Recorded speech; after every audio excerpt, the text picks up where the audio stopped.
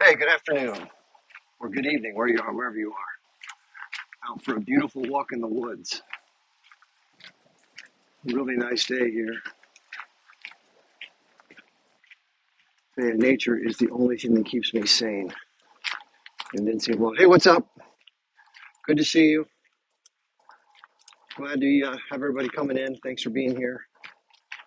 It's another really nice day where I live. Sunny, hardly a cloud in the sky, if any. About 75, 78, maybe 80 degrees, but not too humid. So not bad. Yeah, I'm doing okay. I've been taking more time off of TikTok, if you haven't noticed. It's just trying to, not that I don't want to be advocating. Somehow social media just absolutely wears away at my sense of well-being. And then of course I've gone on these pro-Israeli lives, which are pretty tough.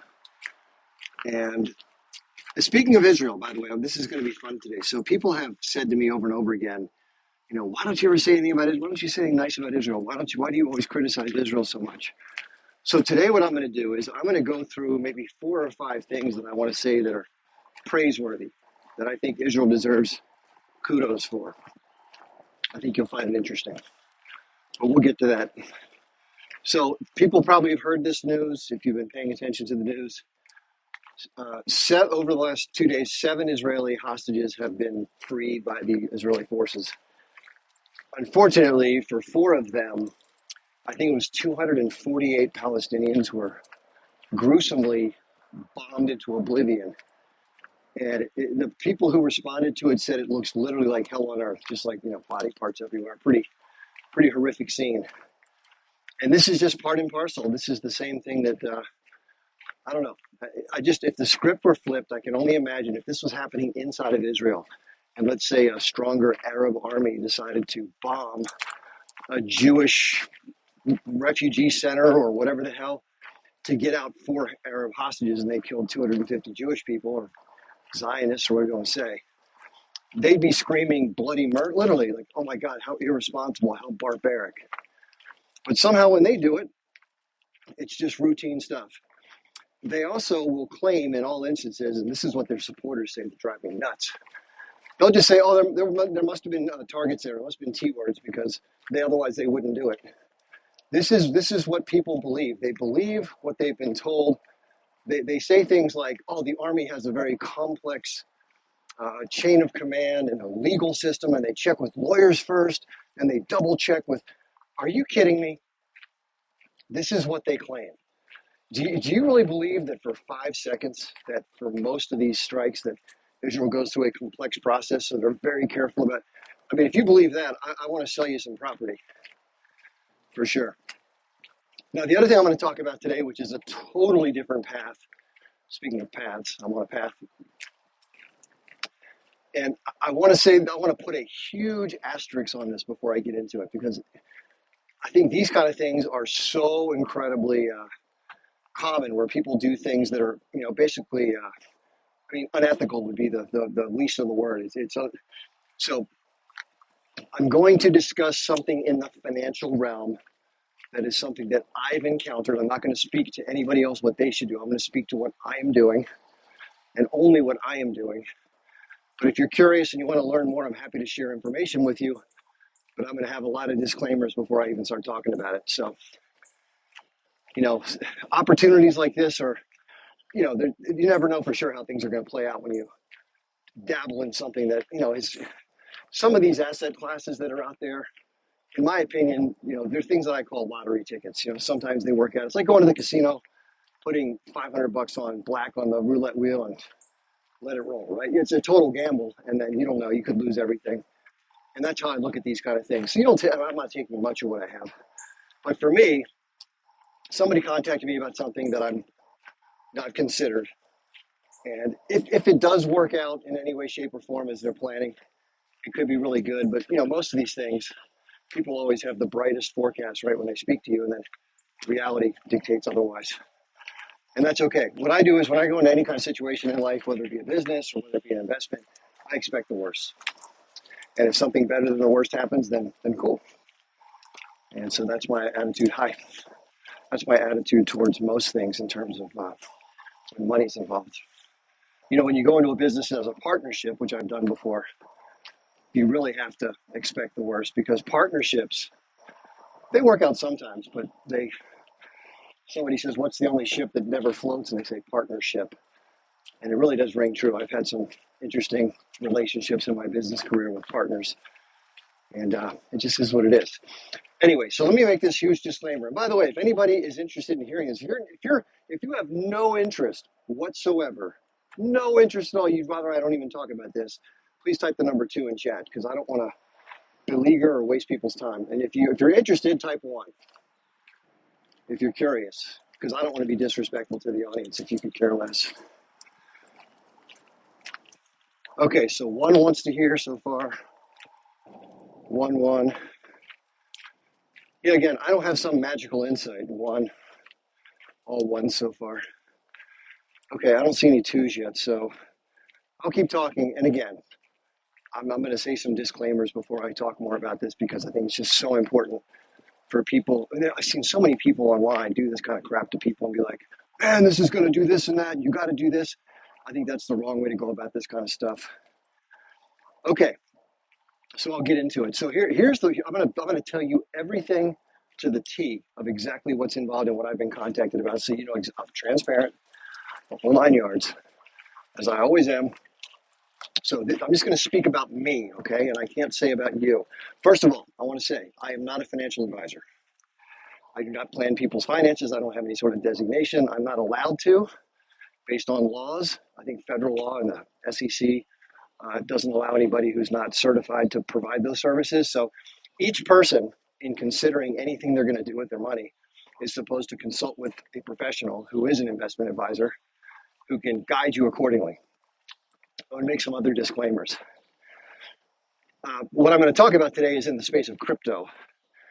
And I'm not that knowledgeable about crypto. Be straight up. I know what Bitcoin is. I know what Ethereum is. I know what Dogecoin is. I understand what coins are and what the blockchain is, but not much else. I mean, I have this thing called a wallet. If you don't know what a wallet is, and this is why crypto can be more dangerous. Just to let you know, for those who don't know, crypto stands for cryptocurrency. So Bitcoin is probably the most well-known one. It's a digitized token with some sort of agreed upon value.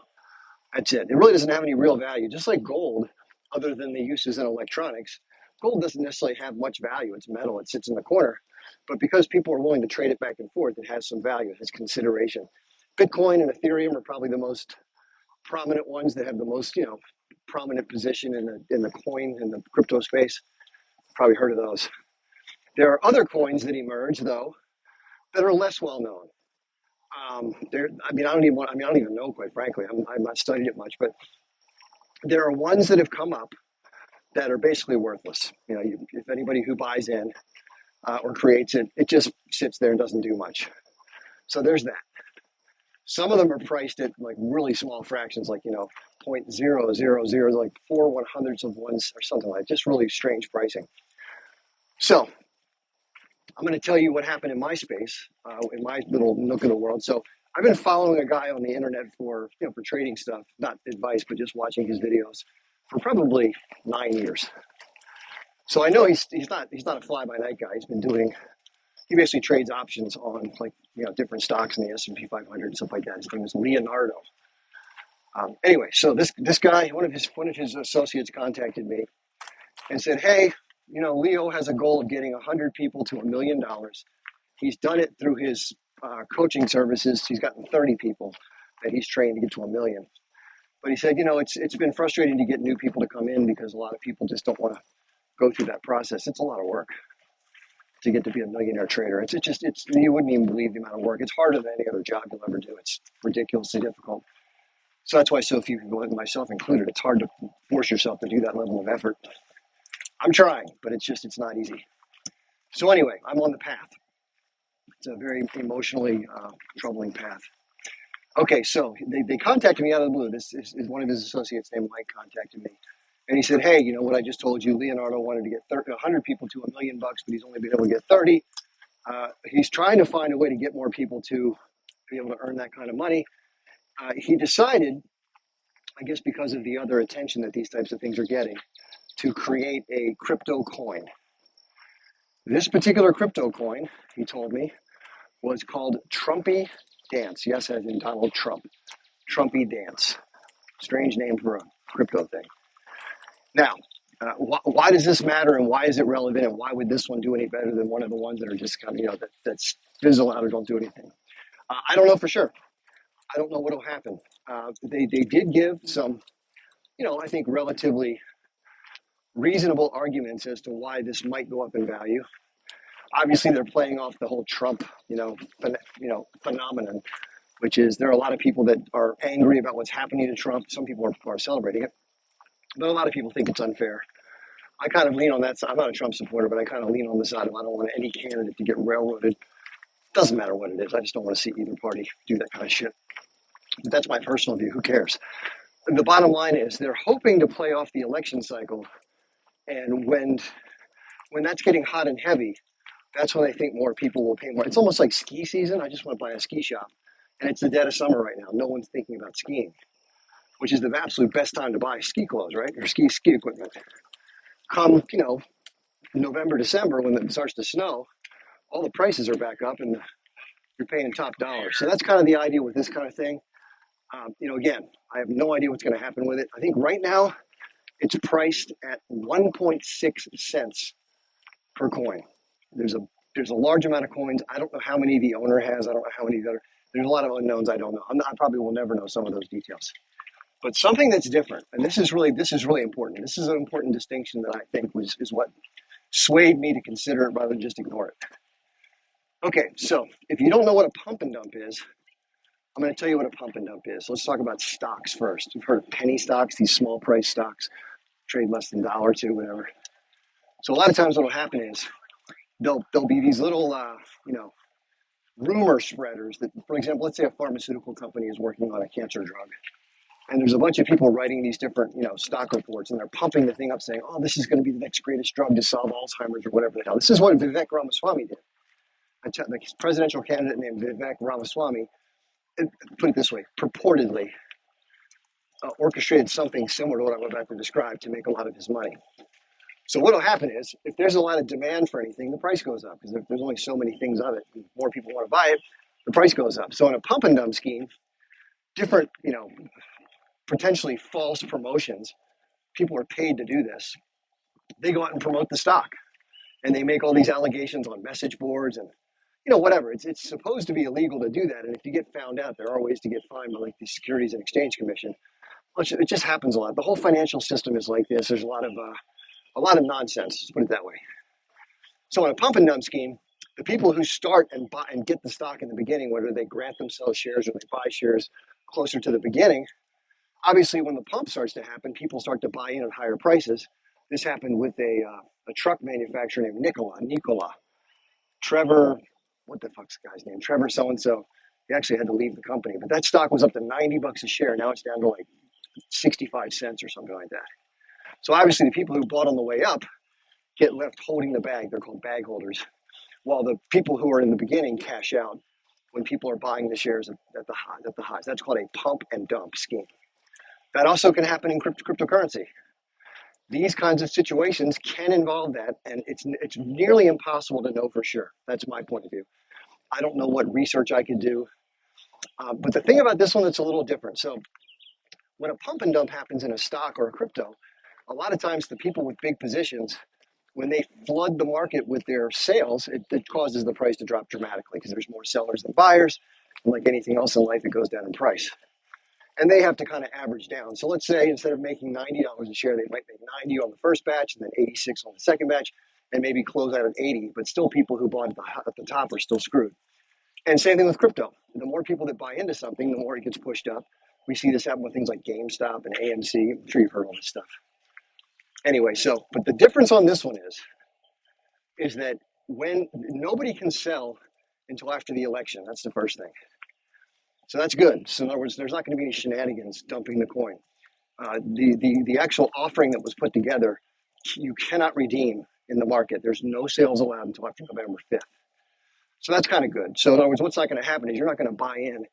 I'm not going to buy in, excuse me, at a dollar, it's 1.6 cents, and then a month later have it crater to, you know, 1/3 of 1 cent or whatever. It's just not going to happen that way. Now, I don't know what's going to formally stop or regulate that rule. In other words, if somebody who has a lot of this stuff, if somebody has a big position, he said that they're not going to let anybody do it, but I have no way to verify that there's some sort of official something going on to enforce that. So there's that. So I'm having to consider that. But I've watched this guy for 9 years. He's a very successful trader. And, you know, like anything else, I don't, quote, trust anybody. But I trust somebody more who's been around for a while rather than somebody who just pops up in the last 30 days and starts to do something. But it could be that he is taking advantage of people like me because I don't know. So I want to make sure I'm very clear. And I'm looking at it like this. The goal of the coin is to get it from 1.6 cents to $1, which is about a 60 times return for where it is now, 60x. So if I put in, this is where I'm going to be. If I put in, let's say, $500 of my money, which I have not done yet, but if I did that and it plays out the way that is ideal, it could be better, it could be worse, it could be a total bust. I would have $30,000 if it went to the point where they're hoping it will go. I have no idea how or when it could do that. I guess they're holding it till the election, so after that. But for me, in other words, for me, $500 is an amount that it's not going to change my lifestyle. I'm not going to say it's not going to be the rent money or something like that, you know? I think where people go wrong is they borrow money or get a mortgage on their house or take a home equity loan and they put it into some big stock or crypto, hoping for a payoff. And then if it loses, they still have to pay back the loan, right? That's insane. So my attitude is almost like a lottery ticket or one of those scratch off things, which I've never bought before, by the way. But if I did, I would assume I'm going to lose. So I look at it as my attitude is the $500 already gone. If it comes back with anything, including return of the money or more, great. That's icing on the cake. But if it doesn't, so be it. Now, the one good thing about this is I saw the chart because the first thing I want to do when somebody talks about this, I want to see the chart because I know how to read stock charts, crypto charts. And sure enough, there have been no sales of this. It's only been bought, so it's only sort of gradually gone up. I think it started out at like 1/10 of 1 cent. And I think it's been going on for about 5 or 6 months. And it's moved up from 1/10 of 1 cent to 1.6. That's about a 15 times increase.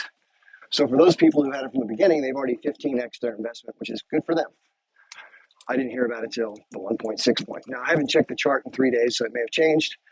But you can tell that the chart doesn't go down in value because on the days when it doesn't go up, it just pauses. It just sits still if there's no purchases. So I don't know how much large purchases will affect the price. I don't know. I don't think my $500 is going to move it very much.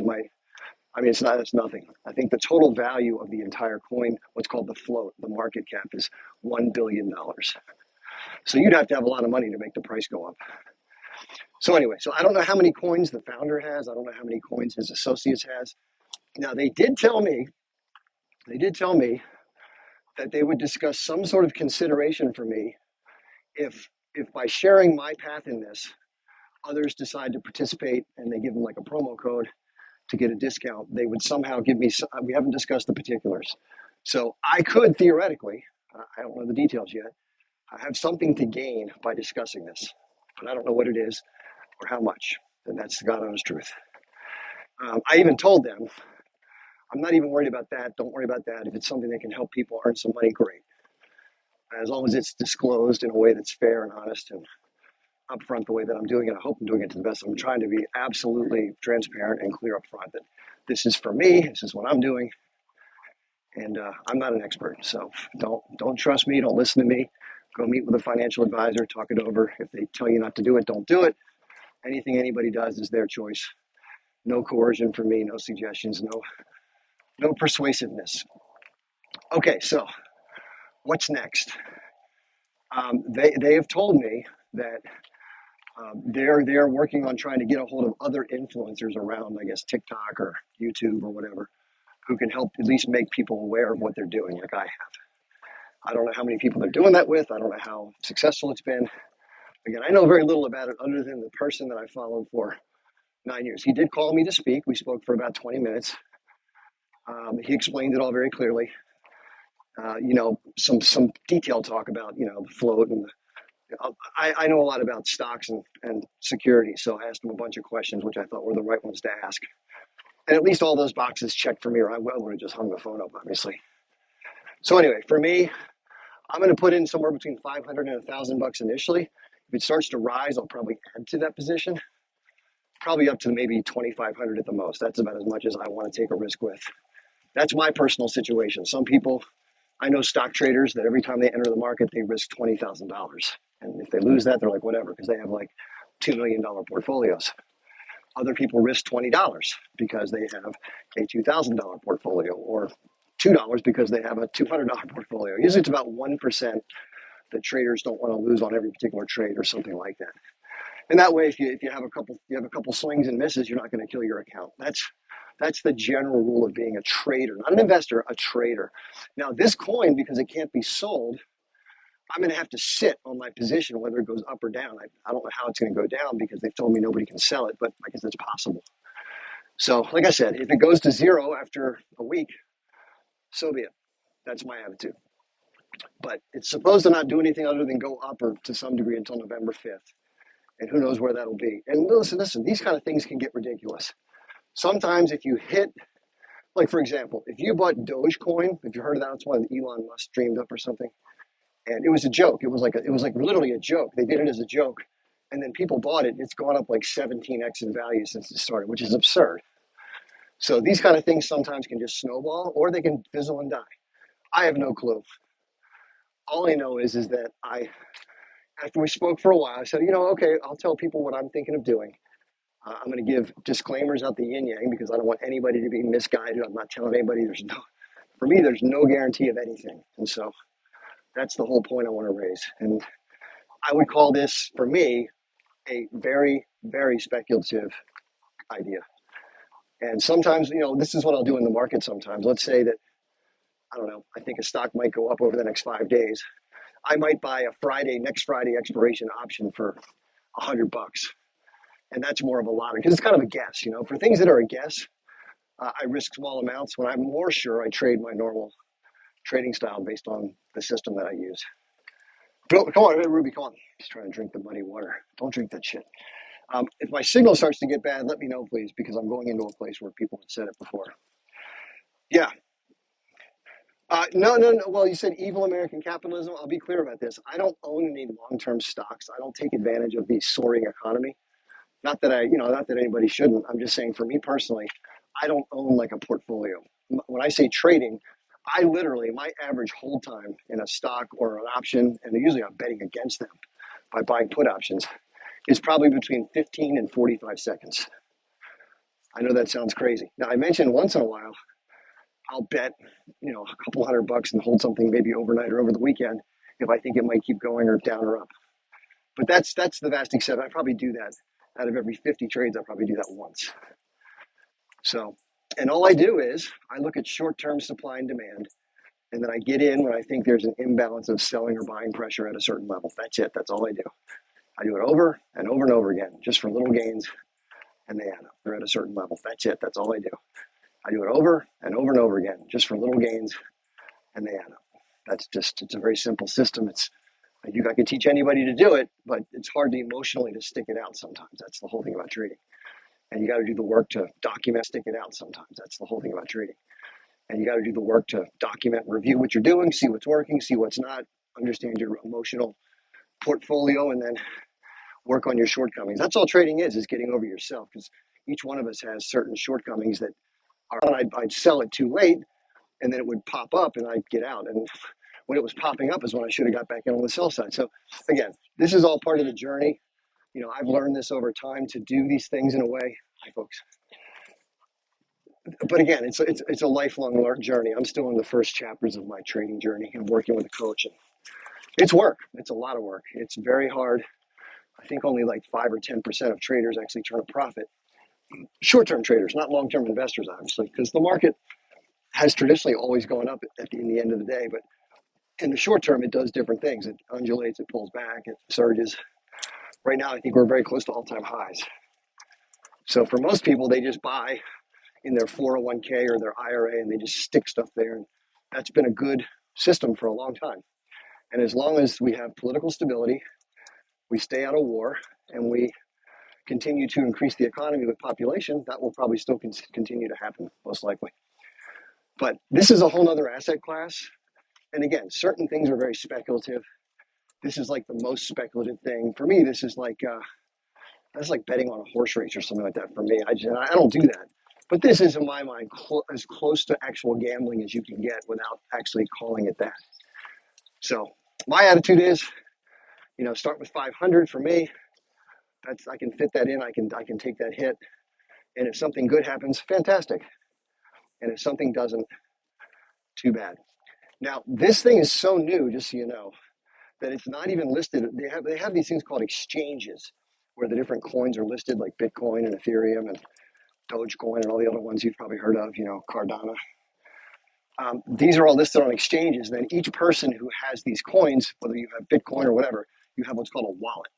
Now, it's not like what you carry around in your purse or your pocket like a wallet. It's like a digital ID, like a string of characters that are impossible to read back. It's like A0156JG, lowercase, uppercase. It goes on for like 50. It goes on for a lot of characters. That wallet plus 12 keywords is basically your security system. So the ID and the 12 security words, you write that down somewhere or memorize it. If you ever lose that, you can't get access to your portfolio. It's a pretty strict system. And there have been people that have lost let's say they wrote it down on a notebook and their wife or son took it to school and lost it, and they lost their password and they couldn't get access to their crypto. This stuff happens. So it's a different animal. You have to get, and by the way, there's also risks of the exchanges. We've heard about Sam Bankman-Fried from FTX, that big firm that was a big scam. They were taking the money that was in the accounts of their customers and they were using it to speculate by themselves. And for a while it was working until it wasn't. And then they couldn't cover their losses anymore. And then they got outed and the whole thing fell apart. So that can happen, by the way. That is unfortunately part of life. People are unethical. People are dishonest. I don't believe in doing things that way, but some people don't give a shit. They have no conscience. Hold on, Ruby. Hold on. Yeah, sure. So that's where I am with this. And if anybody is still interested in learning more about, whatever, I'm going to give you my email address. Best thing to do is, send me whatever you want to send if you're interested. As I get more information, I will probably just cut and paste it to the group of people who are interested. I'll completely be on. I'm going to always be transparent about what I'm doing because I think that's the only fair way to do this. I'll tell you, if I'm going to buy some more, I'll tell you. If I'm going to hold off and not do anything, if I find out stuff that's negative, I'll share that. Because I just believe, listen, I think honesty in life is the best policy. It's always served me well, even if people get mad in the short term. Like somebody said, bad news gets worse with age. And if you lie about it, when someone finally finds out about it, it just gets 10 times worse. Not only are they mad about it, it's really simple. I'm probably going to send you back just a boilerplate disclaimer that I'll ask you to confirm and send back just so there's no questions about the way I've done this. I don't want anybody coming back to me angrily or some government regulator saying, and by the way, this is all recorded. So I'm going to keep these recordings. Anytime I discuss this about what I'm doing, I'm going to record that, whether it's in a phone conversation, I'll ask somebody if I can record it, and or through email that'll be recorded, or through this form or whatever else. It's all going to be recorded just to be on the up and up, make sure there's no misunderstandings. Okay, my email address, really simply, it's my name, Chip Barnes, online @gmail.com. Now, the other thing I'm willing to share with you, if you're open to it, and again, I'm not making any advisory to you to do anything, but if you want me to tell you the kind of things that I'm doing when I decide to do them, I'll tell you what I'm doing. And the way it works is like this. Let's say this, for example. This is how I do it. It's very simple. Let's take the S&P 500. It's the SPY. SPY is the exchange traded fund that tracks the S&P 500 index. So let's say it's trading at 450 per S&P, share, for SPY share. And let's say that I think it's going to go to 450, 455 this week. But if it goes down below 430, I want to get out because it might still go lower. That's called having an entry price, a target price, and a stop price. And all traders, if they're going to stay in the game, have to use those types of things. You never know which ones are going to work, but you have similar things that kind of rhyme that tend to keep, because it's about emotions. Remember that all trading is you're taking money from someone who has not learned what I've had to go through and suffer and learn. And it happens to me sometimes too. People take my money because I don't make a good decision or I get emotional. That happens to everybody. So for example, let's say that I'm going to buy the S&P 500 at 453. I'm going to put a stop at 452.50 and I'm hoping it goes to 455. That would be the trade, quote unquote. And I would set my orders in the market and I'll get filled. Once I get filled, I will either make it to 455 or it will come down and hit my stop at 452.50. I will take my licks and go on. I will only risk whatever my maximum risk is on each trade. So let's say I risk 1% of whatever money I have. That's what I risk, which is what people have advised me to do. So, that's that. I can't give you advice, but other traders have advised me that the best thing to do is, and when I say only risk that, let's say that let's say there's a $1.50 of risk per share. If I'm going to risk $200 per trade, I divide that $1.50 into 200. That tells me how many shares of the particular thing I can buy. Now, of course, you have to have enough money to cover the total, whatever that multiplies out to. So if I only have $15,000, but it tells me that to lose that 200, I can buy, $30,000 worth of the instrument. I, of course, can't buy more than what I have. So I'd be risking less, which is a good thing. Anytime you can risk less is a good thing. Now, there's other instruments you can trade. Of course, stocks are the ones that most people know about. But there are other things called futures. Those are just contracts that settle every 3 months usually, or depending upon the industry. They were used by usually producers to lock in prices for like grain and agricultural goods or sales of gold or metals or oil. But they've turned into a speculative tool as well for traders. And some people just trade futures. Other people trade options on stocks.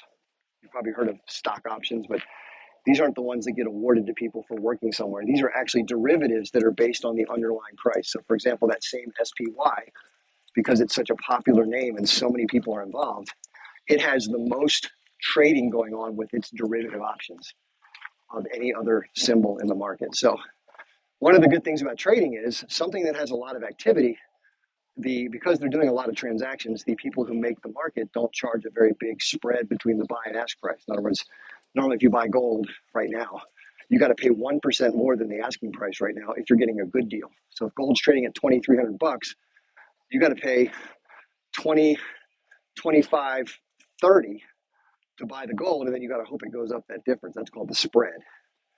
So there's always a difference, but the more liquid something is, the more activity there is, because they're doing more volume, they can charge a smaller amount. So every time you're trading something, you have to consider that, because that adds to your cost. Because the moment you enter the trade, you're obviously down whatever that difference is, just like with the gold purchase.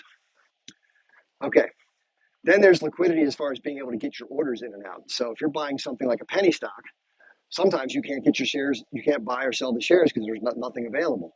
It's a very small market, but for things like the S&P, it's got hundreds of millions of transactions a year. You can get in and out very quick, but it's liquid.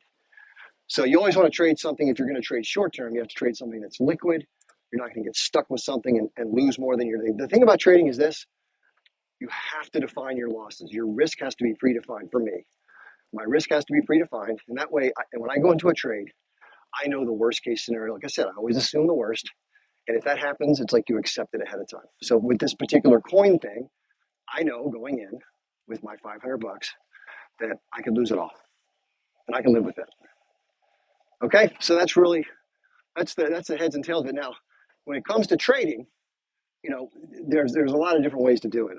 Some people they use totally different schemes, but they make a lot of money. I mean, it's all based on how someone's brain works. And I know what works for me because of how my brain reacts to price movement. But what works for me probably won't work for you. So I could show you everything I do, the rules I use to assess something, how I follow the market, when I decide to get in, why I decide to get in, what I risk, how I manage it once it gets filled. What do I do if things go haywire? What do I do if things keep going better than expected? I got all that stuff written down. But the reason I've been able to find that way of doing it is because I've tried a lot of different ways over time that didn't work, and I found the one or two that did. And once you find something that kind of fits your emotional and your personality, you kind of stick with that. That's what works for me. And it's always trying to improve. But the less for me, what if this is just for me, the less I try to look at and the simpler I keep it, the better I do. I have like ADD out the ass because I like to learn stuff. So I'm constantly wanting to look at 15 things to kind of take it all in. And I have to kind of make myself just say, okay, I'm going to look at this one chart and I'm not looking at anything else, at least not till after the market closes or maybe midday or something. Because I tend to bounce around. And then as I'm bouncing around, guess what?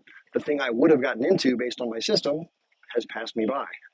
And one of the things I never want to do as a trader is chase price once it's already moved from an ideal spot.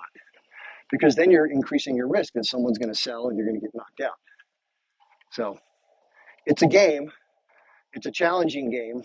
And the goal that I try to shoot for is I'm trying to identify areas on charts where the banks are doing the business because the banks drive the market. The big banks have all the money and they're the ones who move the market. So when you see a point on the chart reverse, let's say Apple went down to about $160 over the past few months. Every time it hit 160, the big bank stepped in and said, oh, thank you very much. I'll take a bunch of shares. And they wait. If somebody says, I want to buy Apple at 160 and they have 10 million bucks and they give it to the bank and they say, I want it 160 or better. They wait till 160 comes around or they don't buy it. They don't chase it. They don't buy it up. Okay? So this is how people typically, and that's just one style, that's called supply and demand trading. When the price gets high enough and it's previously run into like a nosebleed, it's up there where people have gotten rid of it. Well, that's usually a good time to consider peeling off some of your profits if you have something that's been running from a low. And vice versa, if you're someone who's trying to short the market like I do, which just means you sell first and buy back later, hopefully at a lower price, or you can buy put options, which basically do the same thing. You want to wait for price to reach one of these levels. I want to wait for price to go to one of these nosebleed areas where people have sold before. It doesn't mean always, but it's more often than not. And that's all we can do is try to be more often. So if I have a batting average when I make these decisions, let's say 6 out of 10, which isn't great, it means I'm just barely better than a coin flip. But every time I enter a trade, I'm earning twice as much as whatever I'm risking at least. So let's say I'm risking $1, but I want to make at least $2 to $3. So if you do the math on that, if I lose 4 times and I lose $1, that's $4 I've lost. But if I win 6 times and I'm winning $2, that's $12. So the difference between my winners, which were 6 times 2, minus my losers, which is 4 times 1, I got a profit of $8. So if I do that 10 times, you can see the amount of money based on whatever you risk each time, whatever that total dollar amount is. So once you develop a winning system, now there are some traders who try to catch major reversals in the market. So they don't buy short-term supply and demand. They look at like the weekly and monthly charts and they try to figure out where the really big banks want to buy or sell something. And what they do is they'll take a very quick position, and if it doesn't immediately turn around, they get out. And they do that 5 or 6 times in a row until it finally starts to get some wind behind the sails. And then when it does, like a surfer, they ride that wave to the beach. So they may only be right 1 or 2 times out of 10, but they're only losing 1 unit of risk when they're wrong.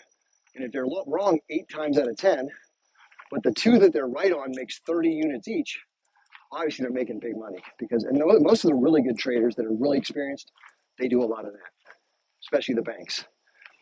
And I believe, and this is just my assessment, I believe the banks collude on these types of things. I can't prove that, but because of the amount of money that either comes into or leaves the market at once, it doesn't seem feasible that everybody can just be lucky at that thing like that. So anyway, but that's fair enough. Rod Holiday. Yeah, Rod Holiday. I totally agree with you. I think skepticism is the most important thing of being a sound anything in life. Don't just randomly jump on anything. As they say in business, do your due diligence. And I've told you all, based on that whole crypto thing I was talking about, there's not much I know. All I know, like I told you, is there's the guy, and you may think I'm foolhardy for even taking a risk like that. Yeah, that's fine, but I have a defined risk. And so you can criticize that and say, well, why don't you just keep the $500? People rarely win the lottery. That's a fair argument. My attitude is this, I think that there's going to be a lot of craziness going on with Trump as he goes through his trials and he goes through his election cycle. There's just a lot of news around the guy. And having a coin that has his name in it is going to find more traction than just some other one named John Smith or whatever. That's my guess. It may fizzle, but I respect anybody's decision to be, 10 steps weary before they do anything. That's actually good, as you should. So anyway, it's called Trumpy Dance. Trumpy Dance. And the Trumpy Dance coin is it's so new. I think it's like 3 months old or 2 months old or maybe 4 months. I don't even know. This is the thing. I did a little bit of talking on the phone with the founder and one of his sales guys, or what you want to call one of his partners. And I asked a lot of questions. I have a lot of notes written down. I don't have them in front of me. I'll probably do more. I'll share more information on the email chain if people email me. Just put Trumpy Dance in the title or Trump Coin or whatever you want to call it, and I'll answer your email. I'll check my spam folder too. My email is chipbarnesonline@gmail.com. I am not a financial advisor. I am somebody talking about what I'm planning to do if the information pans out. I haven't done it yet. I'm still doing my due diligence. But the reason I'm talking about it is because I did enough of it that, for me, I think it has a chance to do something. If it does even half of what they hope it will, it'll be a great return. It'll be a great trade. If it does nothing of what they say and it fizzles, well, that'll be that. That's my max loss. But I would never put more money into something that I can afford to lose on this type of speculation. That's just me. Some people make crazy bets, and those crazy bets can pay off. It can be life-changing, good or bad. So, like they say, don't. And this is the thing about trading also. The money that I trade with when I do my other trading is money that I can afford to lose as well. So it takes a lot of pressure emotionally off of you when you've already said to yourself, if this goes, it goes. Because if you're playing with the money you have to spend on your monthly rent, the pressure gets dialed up to a point where your emotions take over. You make bad decisions. It just adds one more element of difficulty. The big banks, you think their traders are worried about losing money? The big banks have trading desks, and yeah, they have a risk management department, and they assign each trader a certain amount of total risk. I've actually studied these firms in depth. The amount of money they have is absurd. They can absorb gargantuan losses, and if they have a trader that holds on to something too long and violates their risk profile, if their software doesn't catch it, they can ride it out. They can wait for the thing to come back. If they're trading something that's super speculative that might go to zero, they have parameters that cut the trade so they can't lose the money. But if you're buying Apple and you take too big of a trade, I think we all know that Apple probably isn't going out of business anytime soon. So if you overpay for Apple, let's say you pay $210 a share and it comes back to $140, so you've lost a ton of money for the firm. But Apple eventually, if it stays in business, will probably creep back up over time. Not guaranteed, but people with the big money can afford to wait. People like you and me, our broker won't let us hold the position. They'll cash us out if we lose too much money on a particular trade, or we lose all our money. So big pockets have a huge advantage in the markets. That's where Warren Buffett makes a lot of money. I'm going to get into something here that may be confusing, but I think this is interesting stuff. So if I lose you here, just say something in the chat like getting lost. Okay, so I talked earlier about options on stocks. I didn't know much about this until I first got started learning about the markets. I knew about stock because I had an investment portfolio back then, which I don't have anymore, by the way, because I don't believe in, and again, everyone's different. I don't believe in making money off of the destructive nature of exploitative capitalism in terms of my long-term wealth. I would be just as bad as them by basically participating. That's just me. It's my thing. But I try to earn money short-term on fluctuations, which is not holding and participating. I don't make any money off of the profits of the company. I make money off of other traders making poor decisions like the ones I used to make and still make sometimes. Okay, so is that clear? So options, if you're wondering what that's all about, options are just a derivative. What is a derivative? It's a separate financial instrument that gets created based on what they call the underlying instrument. So in this case, let's take the S&P 500 tradable exchange traded fund called the SPY. I'm sure you've heard of the spiders, the SPY, symbol SPY. Well, the SPY has options. Options meaning that you can buy or sell an option, which gives you control by putting up less money. Let's say you want to buy somebody's. This is a good analogy because we all know about houses, right? We all know about houses. So let's say you're somebody, you think you're going to come into a good job, You haven't been hired yet, but you have this house you just had your heart set on. Your wife wants it. You really want to buy it, but you don't have the money for the down payment and you don't have the money for anything. So you contact the person who wants to sell it. You find out through a friend they haven't listed it yet. And you go to the person, you say, hey, Mr. Jones, I don't have enough money to buy your house right now, but I want the chance to buy your house at a particular price. Would you like a guarantee that you're going to get a certain price for your house? What would you like to sell your house at? What number can we agree upon? Like he says, 300,000. Okay, I'll tell you what I'll do. I'm going to give you 5,000 bucks right now, and I have 12 months to get my new job and buy your house for 300 grand. If I don't do that, and our agreement expires in 12 months, you keep my 5 grand, and I don't get to buy your house at 300. Now the market could do one of two things over the 12 months. The market could go down for houses, which means the house would be worth less than 300,000, or the market could go up in 12 months, or it could stay the same. And let's say the market goes up by 10%, so that house is now worth $330,000. Well, obviously the guy who made an agreement to sell it for 300 is not happy because it went up in value, but he's getting the 300 that he wanted at the time. Maybe he paid 200 for it. He would have rather gotten 330, but he gets 300. If the person comes up with the housing payment, with the mortgage, he gets to take the house at 300,000, but he paid 5,000 for that contract, so he paid 305 total for the house. Do you understand that example? That gives somebody control over paying a small amount to have control over a greater size asset. So the option is a contract in that case that has a time element and has a strike price, with the strike price being a $300,000 agreement.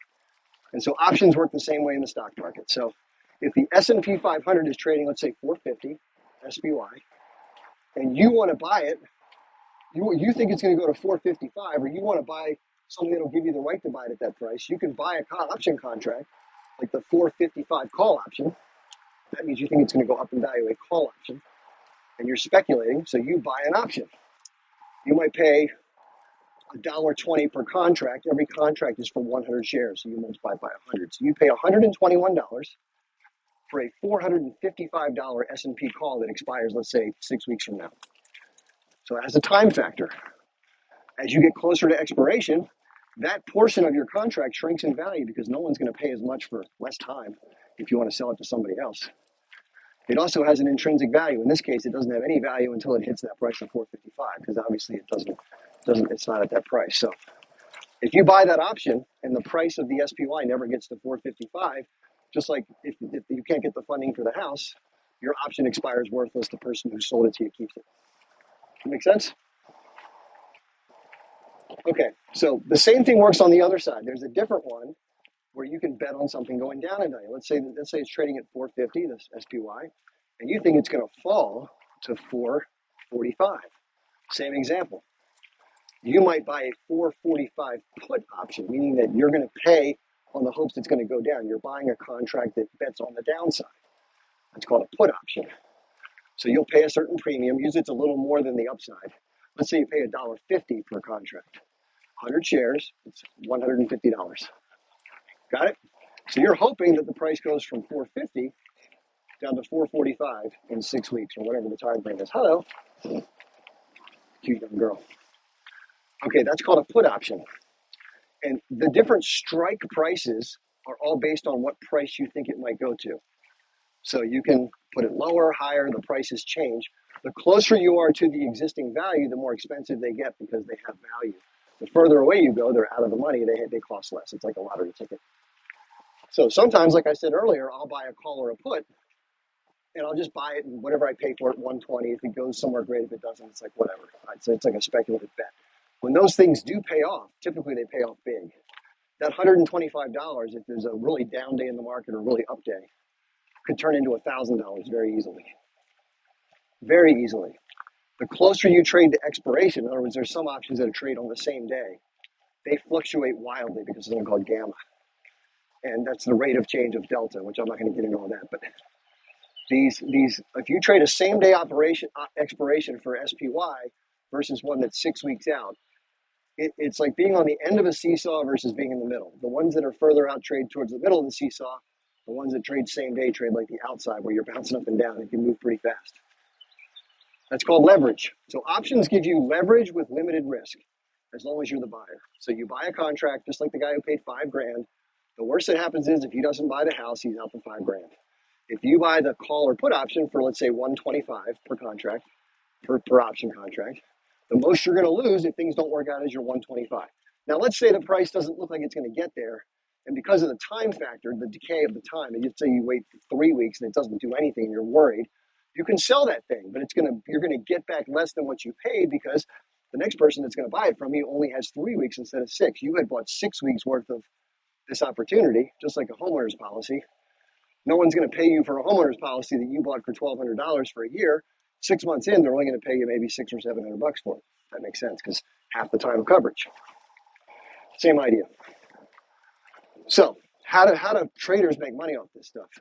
Well, it's the same way with trading stocks.